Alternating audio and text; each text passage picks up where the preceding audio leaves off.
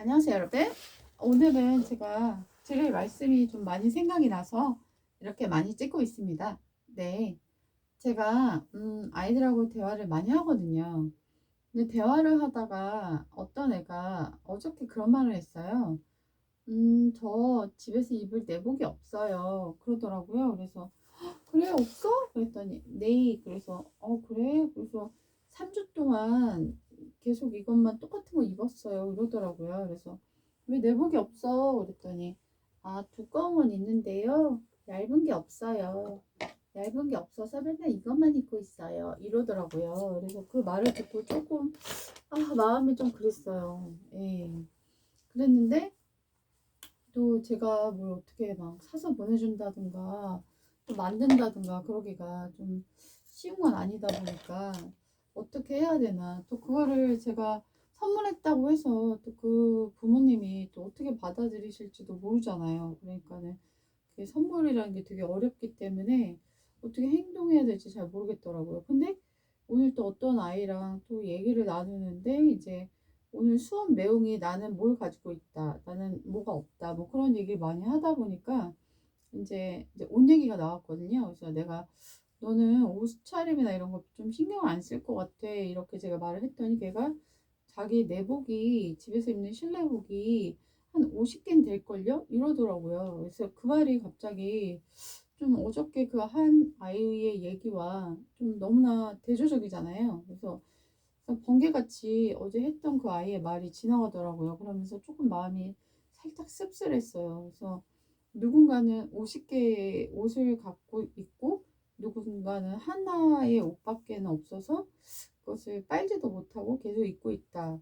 그게 조금 좀 마음이 살짝 그렇더라고요. 그래서 제가 미싱을 참 잘 다룰 수 있다면 뚝딱뚝딱 만들어서 보내줄 텐데 제가 미싱을 할 줄도 모르고 손바느질로만 이렇게 만들고 있어서 그것도 제가 막 이렇게 아주 잘 예쁘게 잘 만들 수 있는 실력도 아니고, 그리고 이렇게 치수나 패턴 같은 거를 아이를 잴 수 있는 상황도 못 되고 그러니까 제가 또 아이들 키워본 적이 없기 때문에 아이들 치수는 또 되게 잘 모르거든요.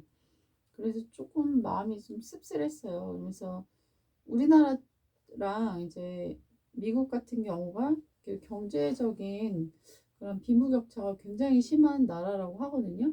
특별히 정치적으로 양당 체제를 갖고 있는 나라들이 빈부격차가 되게 심하고 극과 극이 되게 벌어져 있는 상황이라고 저는 알고 있어요. 그래서 그러니까 1%가 99%보다 더 많이 갖고 있는 거죠. 예, 슈퍼 리치들이 모든 걸 다 장악하는 그런 세상 속에 살고 있기 때문에 굉장히 극단적으로 부유한 사람이 있는 반면에 또 극단적으로 어려운 사람들이 있는 그런 모습을 다 갖고 있는 게 대한민국이 아닌가, 좀 이런 생각이 듭니다. 그래서 아이들하고 막 이렇게 수업 시간에 얘기를 나누다 보면 아이들의 경제력이 오롯이 드러나는 경우가 많거든요. 왜냐하면 이게 회화 수업이기 때문에 뭘 했느냐, 어딜 갔었느냐, 뭐 이런 것만 조금만 들어봐도 대략 알 수 있기 때문에 조금 마음이 좀 살짝 아픈 것 같아요. 근데 뭐 다들 뭐 저보다는 다 잘 사는 아이들이거든요.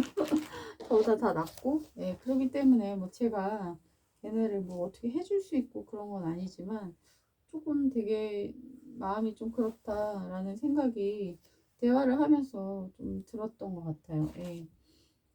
우리나라가 참 같은 하늘 아래에서 이 밥을 굶고 있는 아이들도 있고, 너무 아이가 유아 비만이 좀 심해가지고 다이어트를 해야 하는 아이들이 공존하는 그런 세상 속에 살고 있는데요.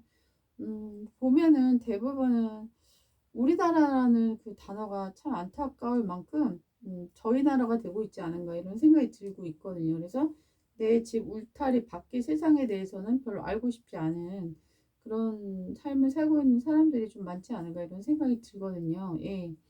그리고 예전에 제가 어떤 만평 그림을 본 적이 있는데 어, 어떤 사람들이 막 굶어 죽고 막 전쟁 나서 죽고 이런 끔찍한 비극적인 그런 모습을 자기 그 카우치에 앉아가지고 막 맛있는 거 먹으면서 여유롭게 보고 있는 그런 모습이었어요. 그러니까 본인의 삶은 너무 만족스럽기 때문에 그들의 비극이 그냥 그렇게 와닿지 않는 거죠. 그걸 보면서 참 되게 슬프다. 그리고 저게 현실의 모습을 반영하고 있는 것이 아닌가 이런 생각이 들었습니다. 하지만 인생에는 성경이 나와 있거든요. 항상 좋은 것과 좋지 않은 것이 번갈아 가면서 일어난다. 그렇기 때문에 지금 우리가 누리는 아주 극단적인 좋은 점이 아주 큰 슬픔으로 변할 수도 있고, 그리고 큰 슬픔을 겪고 있는 누군가의 삶이 춤을 추는 삶으로 변할 수도 있는 것이 인생이기 때문에, 그리고 형통할 때는 기뻐하고 감사하고,